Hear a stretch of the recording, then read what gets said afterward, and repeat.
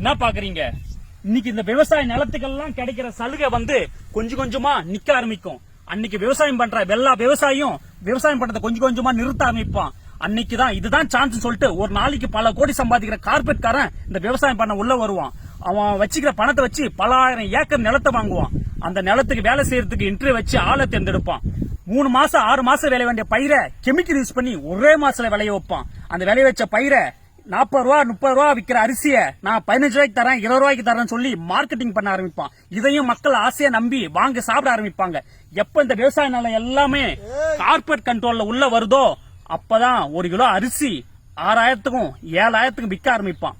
அன்னைக்கு இருக்கிற ஏழை விவசாயம் எல்லாமே பட்னியை கடந்து சாக ஆரம்பிப்பான். காசு வச்சுக்கிறவன்லாம் அந்த அரிசியை வாங்கி சாப்பிடுவான். அவனும் ரொம்ப நாள் வாழ மாட்டான். ஏன்னா கெமிக்கல் யூஸ் பண்ணி இந்த பயிர் சீக்கிரம் அவனும் செத்து போயிடுவான். அன்னைக்கு கார்பரேட் கொடி கட்டி பறக்கும்.